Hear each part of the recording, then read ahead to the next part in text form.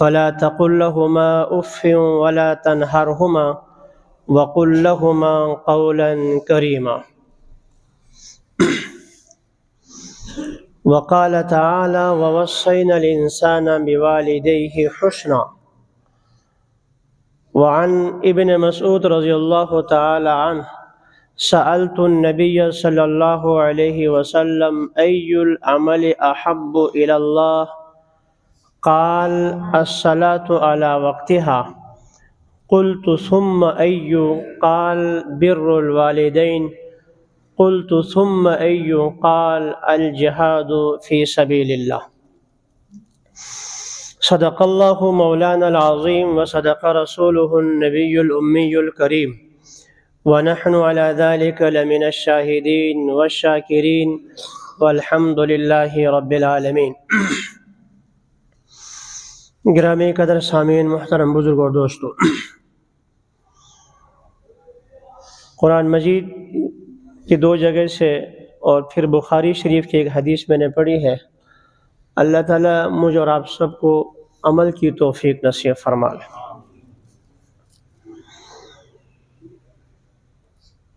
دو قسم کے حقوق کہلاتے ہیں، ایک حقوق اللہ کہلاتے ہیں اور ایک ہے حقوق العباد، بندوں کے حقوق.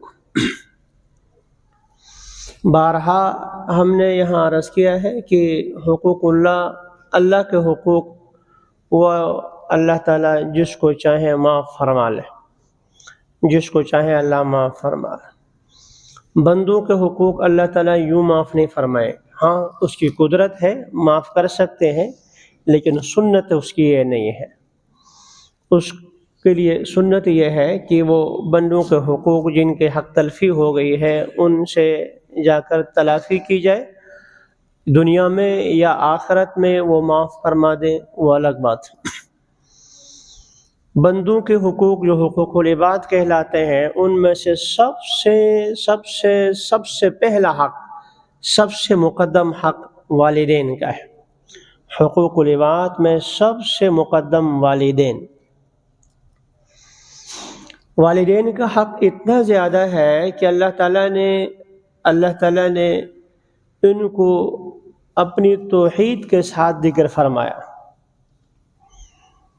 وَقَضَىٰ رَبُّكَ أَلَّا تَعْبُدُوا إِلَّا إِيَّاهُ وَبِالْوَالِدَيْنِ إِحْسَانًا. اللہ کا حکم، اللہ کا فیصلہ ازل سے یہی ہے کہ اللہ تعبدوا إِلَّا إِيَّاهُ، کہ عبادت صرف اکیلے تنہا اللہ کی جائے. وہ فوراً ساتھ ہی ذکر فرمایا وَبِالْوَالِدَيْنِ إِحْسَانًا، اور والدین کے ساتھ حسن سلوک کیا جائے. آیت کی تفسیر بعد میں عرض کیے دیتا ہوں.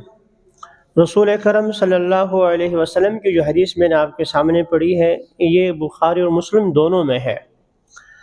عبداللہ بن مسعود رضی اللہ تعالیٰ عنہ کہتے ہیں کہ سألت النبی صلی اللہ علیہ وسلم، میں نے حضور اکرم صلی اللہ علیہ وسلم سے سوال کیا، ای العمل احب الی اللہ، یا رسول اللہ کون سا عمل اللہ کو سب سے زیادہ محبوب ہے، سب سے زیادہ پسندیدہ ہے؟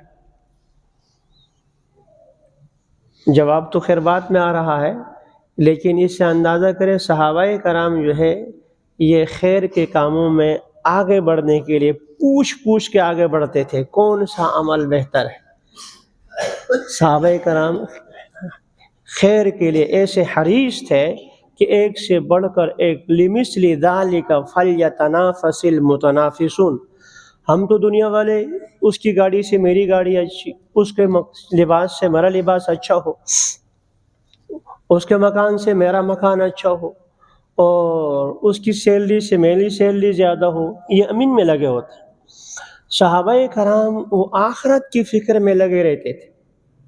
ترمذی شریف کی مشہور حدیث ہے، فقراء صحابہ کرام حضور کی خدمت میں آئے، یا رسول اللہ نماز روزہ جو چیزیں فرائض ہیں یہ جیسے ہم ادا کرتے ہیں ایسے ہی ہمارے جو مالدار بھائی ہیں جنہیں اللہ تعالیٰ نے وسعت عطا فرمائی وہ بھی کرتے ہیں، اور وہ صدقہ خیرات بھی کرتے ہیں، اور ہمارے پاس یہ نہیں ہے، ہم یہ نہیں کر سکتے. اللہ کے رسول صلی اللہ علیہ وسلم نے انہیں یہ تعلیم دی، ہر نماز کے بعد سبحان اللہ الحمدللہ 33 دفعہ اور اللہ اکبر 34 دفعہ کہہ لو۔ اس سے جو تم سے آگے چلے جائیں اعمال میں تم ان کو پا لو گے، جو تمہارے ساتھ ہیں تم ان سے آگے نکل جاؤ گے۔ تو فقراء صحابہ کرام نے یہ عمل شروع کر دیا۔ وہ جو مالدار تھے وہ بھی تو میں اور آپ جیسے نہیں تھے نا، وہ بھی تو صحابہ کرام ہی تھے، انہیں پتہ چلا تو انہوں نے بھی شروع کر دیا۔ اب یہ فقراء صحابہ کرام حضور کی خدمت میں حاضر، یا رسول اللہ، وہ انہوں نے سن لیا، وہ بھی شروع ہو گئے۔ تو اللہ کے نبی نے فرمایا ذالک فضل اللہ یؤتیہ من یشاء، یہ اللہ کا فضل ہے، جس کو جتنا چاہے دے دے۔ کہنے کا مطلب یہ کہ صحابہ کرام ایک سے آگے بڑھ کر عمل سے آگے بڑھنے کی کوشش کرتے تھے، عمل میں آگے بڑھنے کی کوشش۔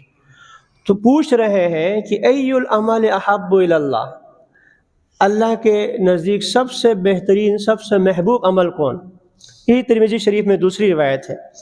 عبداللہ بن عمر رضی اللہ تعالی عنہما، ویسے آج ہمیں اللہ تعالیٰ نے جو عطا فرمایا نا کہ حدیث کی کتابیں یوں موجود ہیں، ہم اگر حضور صلی اللہ علیہ وسلم کی ساری سنتیں صبح سے لے کر شام تک، پیدائش سے وفات تک اگر ہم تلاش کرنا چاہیں تو اللہ جزائے خیر نصیب فرمائے محدثین کو، فقہاء کرام کو، علماء کرام کو، انہوں نے سب یکجا فرمائی۔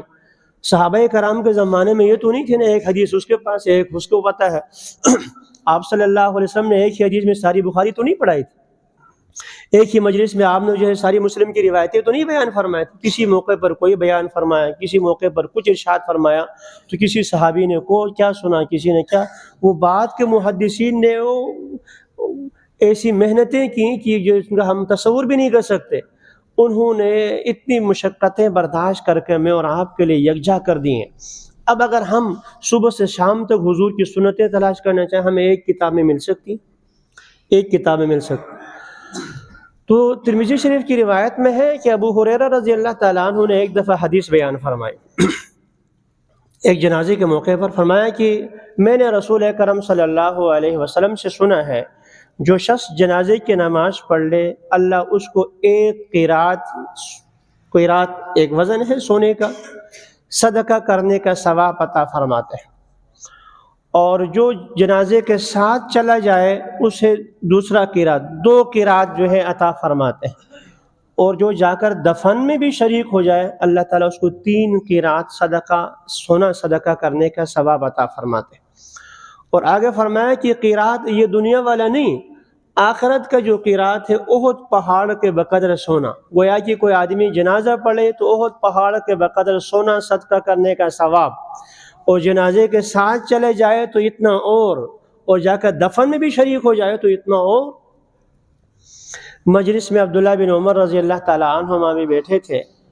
آہ برلی، ہمیں پتہ نہیں تھا، ہم نے اپنے بہت سے قیراط ضائع کر دیے، ہم نے اپنے بہت سے قیراط ضائع کر دیے، یعنی یہ حدیث ہمیں پہلے سے نہیں معلوم تھی، تو ہم جو ہے نے بہت سے جنازوں میں شرکت نہیں کی، کسی دفن میں شرکت نہیں کی، تو ہم نے یہ اپنا عمل ضائع کر دیا۔ تو صحابہ کرام جو ہے کہ جہاں خیر کے کاموں میں پیچھے رہ جائیں، آپ کے علم میں ہے جہاد میں جانے کی باری آتی تو 2 کھڑے ہوتے ہیں، بچے پاؤں پہ کھڑے ہو جاتے ہیں کہ تاکہ میں بڑا نظر آ جاؤں، ایک دوسرے کے کان میں کہہ دیتا ہے کہ تمہاری منظوری تو ویسے بھی ہو گئی ہے، اب کشتی میں تو نیچے آ جا تاکہ مجھے بھی جو ہے جہاد میں جانے کا موقع مل جائے۔ تو صحابہ کرام خیر کے کاموں میں یوں آگے بڑھتے تھے۔ تو اب عبداللہ بن مسعود رضی اللہ تعالیٰ عنہ کی روایت، آپ پوچھ رہے ہیں ای العمل احب الی اللہ یا رسول اللہ، یا رسول اللہ، اللہ کے نزدیک سب سے محبوب عمل کون سا ہے؟ حضرت صلی اللہ علیہ وسلم نے ارشاد فرمایا الصلاۃ علی وقتہا، وقت پر نماز پڑھ لینا۔ ثم ایو، میں نے پوچھا کہ اس کے بعد کون سا ہے؟ فرمایا کہ بر الوالدین، والدین کے ساتھ حسن سلوک، والدین کی فرما برداری، یہ ہے۔ میں نے پھر پوچھا کہ ثم ایو، اس کے بعد کیا ہے؟ فرمایا کہ الجہاد فی سبیل اللہ، اللہ کے راستے میں جہاد کر لے۔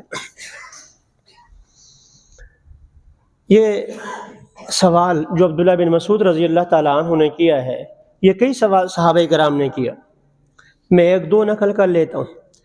بخاری شریف کی روایت میں ہے کہ ایک صحابی نے پوچھا یا رسول اللہ سب سے زیادہ بہترین عمل کیا ہے؟ تو آپ صلی اللہ علیہ وسلم نے فرمایا کہ تم 24 گھنٹے جو ہے تم بر وقت نماز پڑھ لو، جیسے یہ والی روایت ہے۔ دوسری روایت ترمذی میں ہے کہ آپ سے پوچھا، ایک اور صحابی نے سوال کیا، فرمایا کہ 24 گھنٹے تمہاری زبان ذکر سے تر رہے، ذکر اذکار میں لگے رہو۔ تیسرے ایک اور صحابی نے پوچھا تو آپ نے فرمایا والدین کی خدمت کرو، بخاری شریف میں پہلے نمبر پر بخاری والدین کی خدمت کا ذکر فرمایا۔ اور ایک اور صحابی نے پوچھا تو آپ نے فرمایا جہاد فی سبیل اللہ، اللہ کے راستے میں جہاد۔ سوال ایک ہے اور جواب جو ہے، جواب رسول اکرم صلی اللہ علیہ وسلم نے مختلف دے دیا۔ آپ کی توجہ میری طرف ہونی چاہیے، توجہ میری طرف ہو، باقی جو ساتھی جس سے کسی غلطی ہو گئی تو وہ غلطی کی تلافی خود ہی کر لے گا۔ آپ کی توجہ میری طرف ہونا، یہ کیا دیکھ تو وہ ساتھی اٹھ کر آ گئے، یہاں بیٹھ کے نہیں بیٹھنا چاہیے تھا، بس اپنی جگہ پہ چلے گئے، آپ کی توجہ میری طرف ہو۔ تو یہی ایک سوال ہے، رسول کرم صلی اللہ علیہ وسلم مختلف جواب دیتے۔ وجہ اس کی یہ ہے، حضرت صلی اللہ علیہ وسلم جیسا جو آدمی ہوتا آپ مشورہ ان کے مطابق دے دیتے۔ ایک صاحب ماشاءاللہ جہاد میں آگے بڑھ رہا، ہر آدمی حل گلیلا رنگ بوئے دیگر اس سے نا، صحابہ کرام کے اندر ساری صفات موجود تھی، لیکن صداقت میں صدیق اکبر اور عدل انصاف میں فاروق اعظم، سخاوت میں عثمان غنی، شجاعت میں علی المرتضیٰ۔ تو بعض اور صحابہ کرام کے لیے رسول اکرم صلی اللہ علیہ وسلم نے ان کی صفات بیان فرمائی ہے۔ اقرأہم ابی، میری امت کا سب سے بڑا قاری ابی ہے۔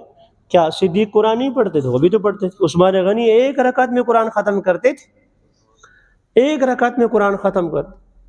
تو سخاوت دوسرے نہیں کرتے تھے، لیکن کسی کے اندر کوئی صفت زیادہ ہوتی ہے اس حساب سے۔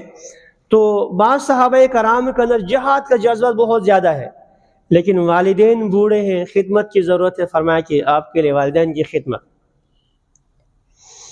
دوسرا، ماشاءاللہ نماز میں بہت زیادہ، لیکن جہاد میں جس طرح آگے بڑھنا چاہیے اتنا نہیں، تو ان سے کو آپ نے جہاد کی ترغیب دے دی۔ اور کسی اور کو دیکھا ان اعمال میں آگے بڑھ رہا ہے، ذکر میں اتنا نہیں جتنا ہونا چاہیے، تو آپ نے ان کو ذکر کی تلقین فرما لی۔ تو سوال ایک ہے، جواب مختلف ہو جاتا ہے۔ سال کے آخر میں طالب علم چھٹی ہونے والی ہے، طالب علم ہم سے مشورہ لیتے ہیں، استاد جی ہم فارغ ہو رہے ہیں، دور حدیث کر لیں، ہم کیا کریں؟ تو سب کو ہاں کا نہیں جاتا ہے، کسی کو آپ ٹھیک ہے تبلیغ میں سال میں چلے جائیں، آپ ادھر چلے جائیں، کسی کو کہتے ہیں آپ کے عربی کمزور ہے، آپ 1 سال عربی کا کورس کر لیں، کسی کو ہم کوئی اور مشورہ دیتے ہیں، کسی کو تدریس کا مشورہ، کسی کو جو ہے حدیث میں مہارت حاصل کرنے کے لیے تخصص فی الحدیث، کسی کو تخصص فی سب کو ایک مشورہ نہیں دیا جاتا۔ تو رسول اکرم صلی اللہ علیہ وسلم سے جو سوال کرنے والا ہے اس کے اعتبار سے آپ جواب عطا فرماتے تھے، لیکن اس حدیث میں آپ نے دیکھا رسول اکرم صلی اللہ علیہ وسلم نے بر الوالدین، والدین کی فرما برداری کو جہاد سے مقدم فرمایا۔ حالانکہ جہاد وہ عمل ہے، خود حضور صلی اللہ علیہ وسلم ارشاد فرماتے ہیں لوددت ان اقتل فی سبیل اللہ ثم احیا ثم اقتل، قیامت میں سوائے شہید کے کوئی آدمی یہ تمنا نہیں کرے گا کہ میں دنیا میں واپس چلا جاؤں، کیونکہ شہادت کا مرتبہ ایسا ہے۔ شہید یہ تمنا کرے گا کاش میں دنیا میں جاؤں، شہید ہو جاؤں، پھر آ جاؤں، پھر دنیا میں چلے جاؤں، خود حضور تمنا فرما رہے ہیں۔ لیکن یہاں والدین کی خدمت کو، والدین کی فرما برداری کو رسول اکرم صلی اللہ علیہ وسلم جہاد سے بھی مقدم فرما رہے ہیں، جہاد سے بھی مقدم۔ ابو داؤد شریف کی روایت میں ہے، ایک صاحب آئے اور آ کر رسول اکرم صلی اللہ علیہ وسلم کی خدمت میں جگہ میں جہاد کے لیے اور ساتھ یہ بھی بیان کیا کہ میں جب آ رہا تھا والدین اجازت نہیں دے رہے تھے، میں ان کو روتا ہوا چھوڑ کر آیا ہوں، یعنی گویا کہ اپنے جذبے کے اظہار کے، یا رسول اللہ میں تو یوں اس جذبے سے آیا ہوں۔ تو آپ صلی اللہ علیہ وسلم نے فرمایا ارجع فَأَضْحِكْهُمَا كَمَا أَبْكَيْتَهُمَا، جاؤ جیسے تم ان کو روتے ہوئے چھوڑ کر آیا ہو، اب جا کر ان کو ہنسا دو، اب جا کر ان کو ہنسا دو۔ دوسری روایت ہے رسول اکرم صلی اللہ علیہ وسلم کے پاس ایک صاحب آئے اور آ کر کہا کہ ابایعک، میں آپ کے ہاتھ پر بیعت کرتا ہوں، علی الہجرۃ والجہاد، ہجرت پر جہاد، اپنا علاقہ سب کچھ چھوڑ چھاڑ کر آ گیا ہوں، سب کچھ مدینے میں رہوں گا، ہجرت کر کے آیا ہوں، بس یہاں رہوں گا، جہاں آپ تشکیل کریں گے جہاد کے لیے جاؤں گا، سب کچھ چھوڑ کے آیا ہوں۔ آپ کے علم میں ہو کہ جہاد جب فرض عین ہو جائے سب پر تب تو سب نے نکلنا ہوتا ہے، ورنہ ہر وقت جہاد فرض عین نہیں، چند افراد موجود ہوں جو جہاد کرنے کے لیے کافی ہوں تو جس کو فرض کفایہ کہتے ہیں، دوسروں پر لازمی نہیں ہوتا، امیر کی جس کی تشکیل کرے گا وہ چلے جائے گا، باقی سب کو جانا ضروری نہیں ہوتا۔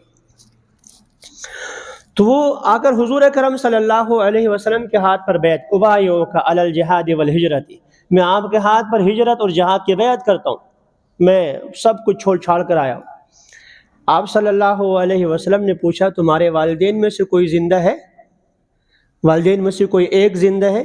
انہوں نے کہا یا رسول اللہ میرے دونوں زندہ ہیں، میرے دونوں۔ تو آپ نے پوچھا کیوں ہجرت کر رہے ہو، جہاد کیوں کر رہے ہیں؟ فرمایا کہ اللہ سے اجر حاصل کرنے کے لیے، ثواب حاصل کرنے کے لیے۔ فرمایا ثواب ان کے پاس جا کر تلاش کرو، جاؤ والدین کی خدمت کرو، ان کے پاس جا کر ثواب تلاش کرو، اللہ کی رضامندی تلاش کرو۔ ثواب اپنی خواہشات پر عمل کرنے کا نام نہیں ہے، ثواب یہ عمل کہ اس موقع پر دین کا تقاضا کیا ہے اس پر عمل کرنا، یہ ثواب۔ آپ کے علم میں ہے صحابہ کرام کے لیے سب سے زیادہ محبوب، سب سے زیادہ پسندیدہ اور ان کی زندگی کی خواہش کیا تھی؟ آگے محمد کا چہرہ ہو، صحابی کی نگاہیں ہو، دیکھتے چلے جائیں۔ روایات میں آتا ہے کہ صحابہ کرام بعض رات کو اٹھتے تھے حضور کی یاد میں جو ہے بلک کر روتے تھے، اپنی پیاس بجھانے کے لیے رات کو آ کر مسجد نبی میں ٹھہرتے تھے، ٹکٹکی باندھ کر دیکھتے تھے، جب آن حضرت صلی اللہ علیہ وسلم باہر تشریف لاتے تو جی بھر کر دیکھ کر اپنی پیاس بجھاتے تھے۔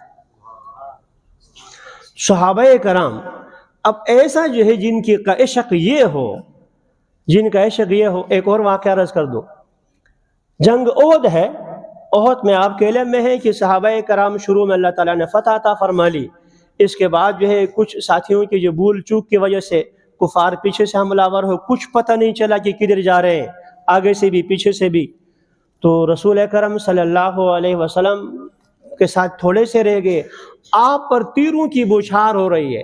ایک صحابی ہے ابو دجانہ رضی اللہ تعالی عنہ، تیر آ رہے روک رہے، اس موقع پر بھی چہرہ ادھر کرنے کی بجائے پلٹ کر حضور کے چہرے کی طرف دیکھتے ہیں، پشت پر تیر کھاتے جاتے ہیں، تاکہ جہاد کے موقع پر، آخری موقع پر بھی میری روح نکل جائے، میری نگاہیں اور محمد کا چہرہ ہو صلی اللہ علیہ وسلم، پشت پر جو ہے تیر کھاتے جا رہے ہیں۔ یہ حالت ان کی ہے، ان کو کوئی حضور صلی اللہ علیہ وسلم کسی کو شام بھیج رہے ہیں، کسی کو یمن بھیج رہے ہیں، کسی کو کہاں بھیج رہے ہیں، وہ سب کچھ چھوڑ چھاڑ کے جا رہے ہیں۔ کیوں؟ حضور کی مجلس بہت اچھی، حضور کی مجلس بہت اچھی، حضور کا دیدار بہت اچھا، لیکن اس سے بڑھ کر حضور کا فرمان ہے، حضور کا حکم ہے، جو حکم دے وہ مان لیں۔ کائنات میں سب سے بھاری، کائنات میں آدم علیہ السلام سے لے کر قیامت تک سب سے بھاری برکم اگر الفاظ ہیں تو ذرا خیال رکھو، رسول اکرم صلی اللہ علیہ وسلم معاذ رضی اللہ تعالیٰ عنہ کو یمن بھیج رہے ہیں، ساتھ خود چل رہے ہیں، اور ایک جملہ کہہ رہے ہیں، ممکن ہے معاذ واپسی ہو تو مجھ سے ملاقات نہ ہو، تمہارا گزر میری قبر پر ہو۔ معاذ لڑکھڑانے لگے، قریب تھا کہ جو ہے گھوڑے سے گر جاتے، سواری سے گر جاتے۔ اب اس موقع پر بھی جا رہے، حضور کا فرمانا تو برحق ہے نا، حضور نے جو فرمایا تو ایسا ہونا ہے، معاذ کو یقین ہے ایسا ہی ہوگا، لیکن فیصلہ ہے کہ جانا ہے تو بس چلے جانا ہے۔ ترمذی شریف کی حدیث رسول اکرم صلی اللہ علیہ وسلم نے، شاید میں نے پچھلے جمعے کو نقل کیا تھا یا اس سے پچھلے کو، ایک قافلے کی آپ نے تشکیل فرمائی، اور جمعے کا دن تھا، جمعے کا دن تو ایک ساتھی رک گئے کہ آج جمعے کا دن ہے، ممکن ہے جائیں اور واپس نہ آئیں، جائیں اور واپس نہ آئیں، شہید ہو جائیں جہاد کے لیے۔ تو آج جمعے کا دن ہے، آخری جمعہ حضور کے پیچھے پڑھ کے چلے جاتا ہوں۔ جمعے کے دن حضور نے دیکھا، آپ یا رسول اللہ میرے پاس گھوڑا موجود ہے، تیز سواری ہے، قافلے والے تو آہستہ آہستہ جاتے ہیں، میری خواہش تھی ممکن ہے اس کے بعد زندگی میں کوئی جمعہ ملتا ہے نہیں ملتا، میں آپ کے پیچھے جمعہ پڑھ کے چلا جاؤں۔ صحابی کی نیت بالکل برحق ہے، اتنا ذرہ برابر شک ایمان میں جو ہے خلل ڈال دے گا۔ حضور کیا فرما رہے ہیں؟ میں نے جو تشکیل کی تھی، صحابہ کرام جو صبح چلے گئے تھے اور آپ نے ابھی تاخیر کی ہے اور آپ جا کر پہنچ بھی جائیں، لیکن جو صبح چلے گئے ہیں اب تم دنیا بھر کر پوری دنیا کو بھی اللہ کے راستے میں خیرات کرو، ان کے ثواب تک نہیں پہنچ سکتے، ان کے ثواب تک نہیں پہنچ سکتے۔ اور آخری بات آپ کے علم میں ہے، بارہا یہاں ہم نے ذکر کیا ہے، ایمان کے بعد سب سے اعلیٰ مقام، سب سے اعلیٰ نیکی کیا ہے؟ صحابیت، رسول اکرم صلی اللہ علیہ وسلم کے چہرے کی دیدار، آپ کی مجلس میں ہونا۔ اس لیے کہ انسان حافظ بنے، شیخ القرآن بنے، شیخ الحدیث بنے، عالم بنے، مفتی بنے، غوث کتب، جو کچھ چاہے آپ بن سکتے ہیں، لیکن صحابی نہیں بن سکتے، صحابی نہیں بن سکتے۔ حضور کے زمانے میں ایک نے ایمان لایا صلی اللہ علیہ وسلم، اب ایک نے ایمان لایا، نام بات میں لیتا ہوں، وہ آنا چاہتا ہے حضور کی مجلس میں، لیکن پوچھا آپ نے، یا رسول اللہ میں آنا چاہتا ہوں لیکن میری والدہ بیمار ہے، خدمت کے محتاج ہے، میں آپ کی مجلس میں آ جاؤں زیارت کے لیے؟ ایک لمحے کے لیے زیارت بھی ہو جائے تو صحابی کہلاتا ہے نا۔ میں نے عرض کیا کہ حضور صحابہ کرام کے لیے اس زمانے میں ایمان لانے سب کے لیے سب سے اعلیٰ تمنا تو حضور کا دیدار ہے۔ اب اسی کی تمنا کر رہا ہے، یا رسول اللہ والدہ بیمار ہے، خدمت کی محتاج ہے، لیکن میں آپ کی مجلس میں آ جاؤں؟ حضور نے فرمایا نہیں، والدہ کی خدمت کرو، والدہ کی خدمت کرو۔ اندازہ کرو حضور صلی اللہ علیہ وسلم کی خدمت میں حاضر ہونے سے آپ خود ہی روک رہے ہیں، نہیں میری صحبت کی بجائے والدہ کی خدمت کرو۔ اور وہ بیچارہ والدہ کی خدمت میں لگا رہا اور حضور دنیا سے تشریف لے گئے۔ صحابیت کا شرف نہیں ملا اس کو صحابیت کا شرف نہیں ملا، لیکن حضور نے اپنے صحابہ فاروق اعظم کو وصیت فرمائی، ایک صاحب ہے وہاں کے یمن کے علاقہ کرن کے بسنے والے بستی کے جو ہے ایک ہے، اس طریقے سے وہ ان سے کبھی ملاقات ہو جائے تو اپنے لیے دعا کرانا۔ حضور کس سے فرما رہے ہیں؟ اس کے بارے میں اس سے فرما رہے ہیں، لو کان بعدی نبی لکان عمر، اگر میرے بعد کسی نے نبی ہونا ہوتا، نبوت کا دروازہ کھلا ہوتا تو عمر نبی بنتے۔ اس کو حضور فرما رہے ہیں کہ ایک صاحب ایسے ہیں، اس نے والدہ کی خدمت ایسی کی ہے کہ اللہ تعالیٰ اس کے ہاتھ کو کبھی خالی نہیں لوٹاتے، ملاقات ہو جائے تو اپنے لیے بخشش کی دعا کرا لے۔ فاروق اپنے زمانے میں ایک سے پوچھتے، یمن والے کون لوگ ہیں؟ یہ والے۔ آپ میں سے کوئی کرن کا ہے؟ نہیں۔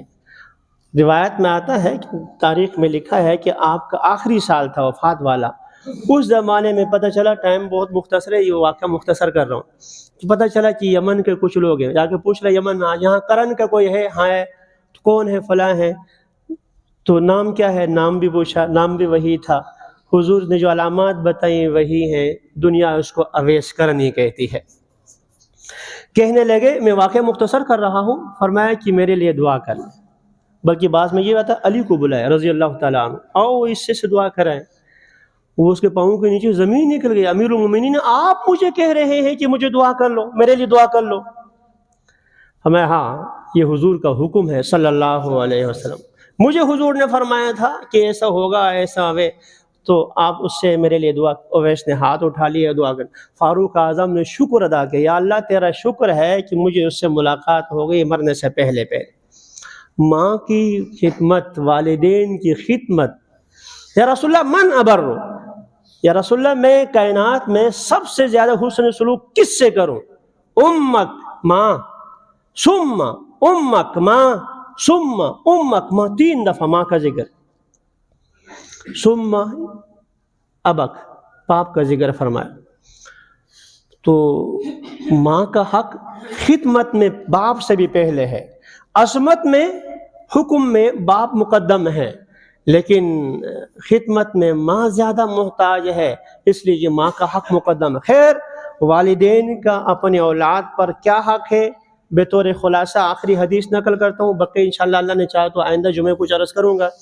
صحابی نے پوچھا یا رسول اللہ، آپ نے والدین کے حقوق بتا دیے، یہ بتائیں کہ والدین کا بس آخری بطور خلاصے کے کیا حق ہے مجھ پر؟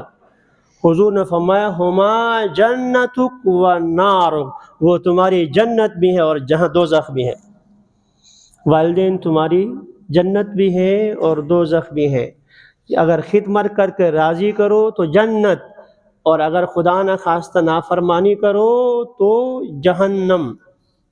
قرآن نے کہہ دیا کہ اگر وَإِن جَاهَدَاكَ عَلَىٰ أَن تُشْرِكَ بِي مَا لَيْسَ لَكَ بِهِ عِلْمٌ فَلَا تُطِعْهُمَا، والدین اگر مشرک ہے، کافر ہے، تجھے اس طرح کا حکم دے تب تو ان کی اطاعت نہ کرو، لیکن پھر بھی کافر ہونے کے باوجود وَصَاحِبْهُمَا فِي الدُّنْيَا مَعْرُوفًا، دنیاوی معاملات میں آپ ان کے ساتھ یہ الٹی بات نہیں کریں گے۔ قرآن نے لفظ استعمال فرمایا وَلَا تَقُل لَّهُمَا اُف، والدین کے سامنے اف نہ کہو۔ مفسرین لکھتے ہیں کہ فا جو ہے حروف عربی زبان سب سے زیادہ ہلکا لفظ ہے، اس سے زیادہ ہلکا حرف کوئی ہے نہیں۔ اللہ تعالیٰ نے فرمایا کہ والدین کے سامنے یوں بھی نہ کرو۔ بقیہ حقوق انشاءاللہ اللہ نے چاہا تو آئندہ نقل کریں گے۔ اللہ ہم سب کو جن کے والدین حیات ہیں صحیح خدمت کرنے کی توفیق نصیب فرمائے، اور جن کے چلے گئے ہیں ہمیں ان کے ایصال ثواب کے لیے بار بار کرنے کی توفیق نصیب فرما لے۔ وآخر دعوانا الحمدللہ۔